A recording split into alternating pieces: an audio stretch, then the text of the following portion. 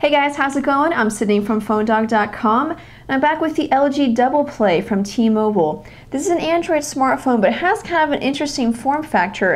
It has a slide-out keyboard, but you'll notice in the middle of this keyboard is this new secondary display that can be used to really improve multitasking, even on Android, which is already a great multitasking operating system. So the question to answer is, is that new secondary display practical? How does it work in real-world usage?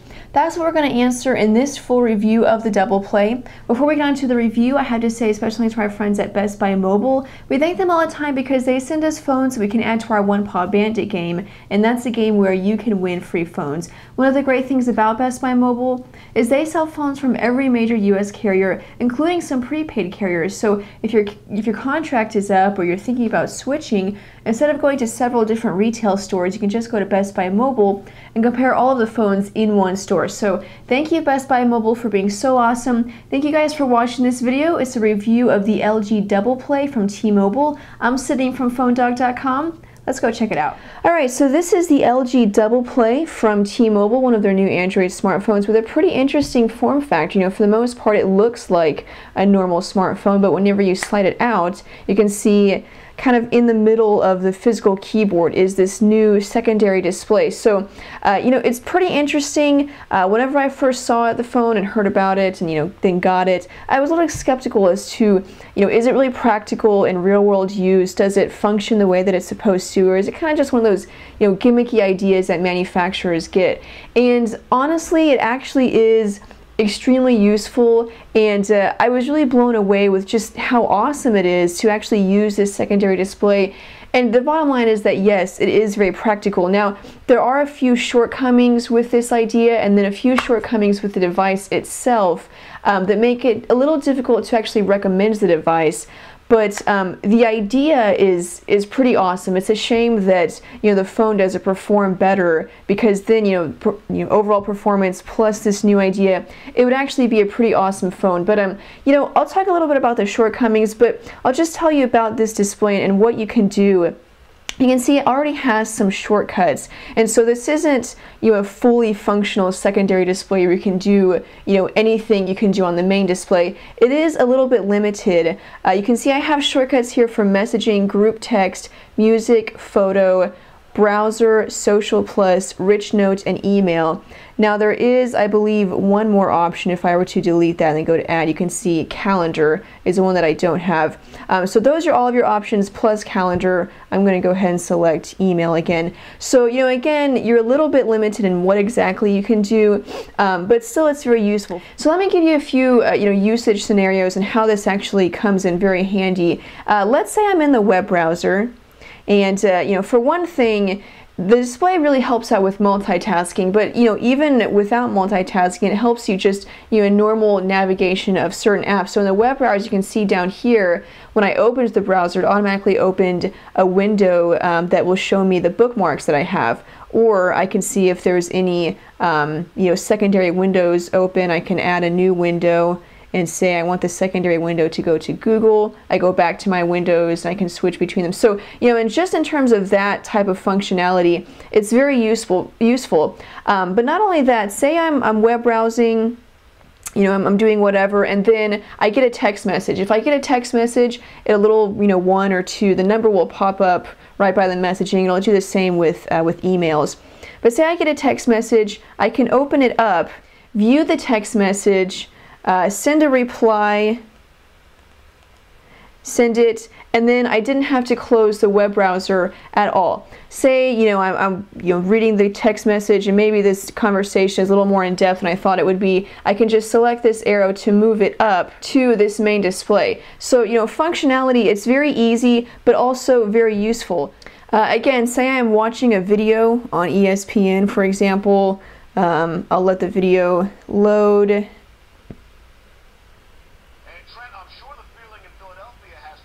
Okay, so say I'm watching a video and again I get a text message.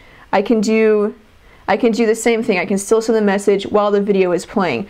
Or say I got an email. I can open my email and whoops, open my email, you know, view any of the messages that I have, and then respond to the email right here while the video is still playing. So multitasking is very easy with this display. You can see, you know, besides messaging and email, you can also go to Social Plus if you have your Twitter account linked. Whatever you're doing on the main display, you can, you know, send a tweet with Social Plus. With Rich Note, you can be, you know, maybe looking at your calendar or typing out a text message and then realize, okay, I need to, you know, make a note of a couple of things. Just open up Rich Note and add a note. Very easy to use. It makes multitasking just extremely, you know, easy, but also it's just a novel idea that actually works and that really is practical. Now, a couple of the downsides I'll tell you just about this system is, one, as you can see, your options are kind of limited. So, for example, you know, it has Social Plus, but say, you know, that's an app, you know, from T-Mobile, from LG. Say I don't like that app and I like using Seismic for Twitter,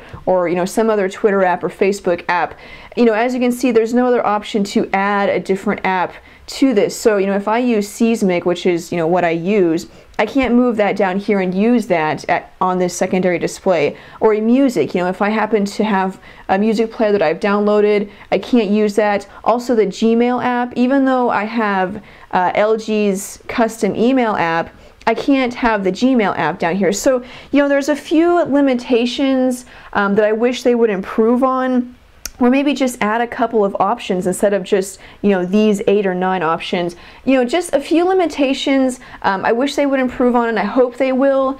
Honestly, it deserves that because, like I said, it is such an awesome idea that actually really works very well. So having that secondary display, very practical, very useful. I instantly fell in love with it as soon as I realized how much I could do with it and how easy it was to use. And those are just a couple of the things that you can do with it. So secondary display, very awesome. The idea is great. Now, what I said earlier, you know, previously, is that the idea is great, and I wish the phone overall was a better phone, because then it would make this a killer device. But instead, you know, the display has some limitations, and then the phone itself is kind of more of a mid-range, you know, maybe even low-end device. I would call it mid-range device, but, you know, depending on how you view, you know, smartphone technology these days. The display is, you know, pretty small, a 3.5-inch display. It has a resolution of 320 by 480, which is a pretty low resolution.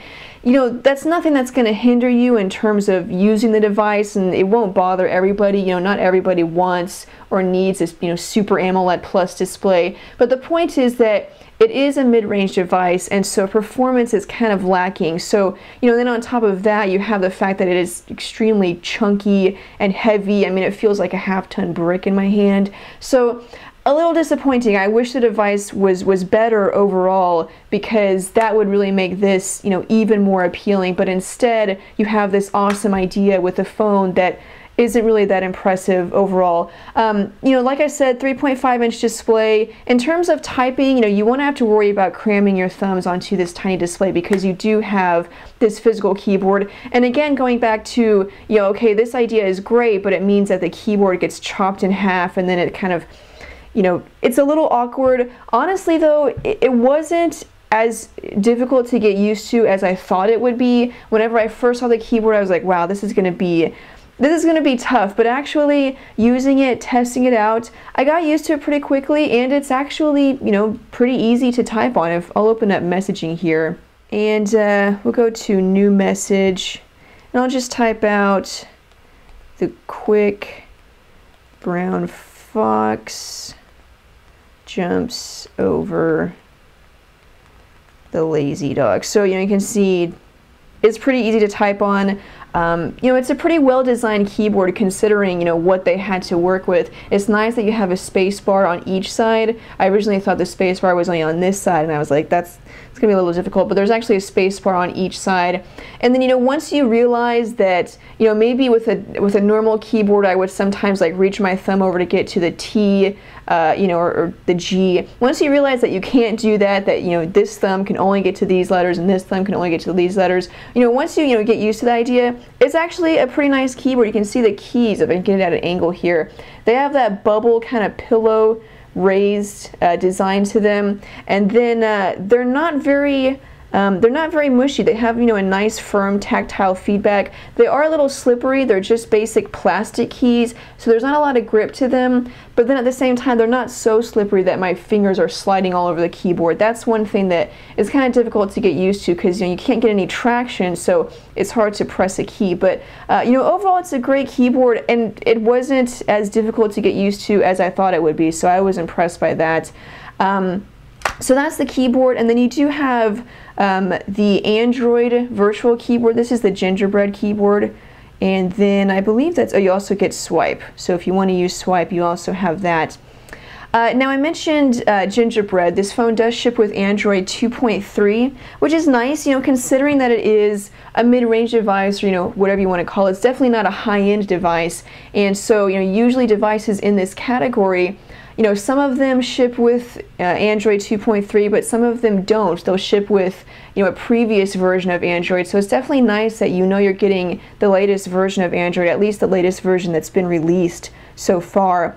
On top of Android, you can see that LG has added some customizations here. So there is a custom dock at the bottom that you can use shortcuts for calls, context messaging, and then the app drawer. The app drawer is divided into categories. You can pinch in to collapse the categories, pinch out to expand them. You can also add categories. Right now all we have is downloads and applications, but you can manage a category, and so you can add different categories or manage an app, so you can move it around, move an app from one category to the other.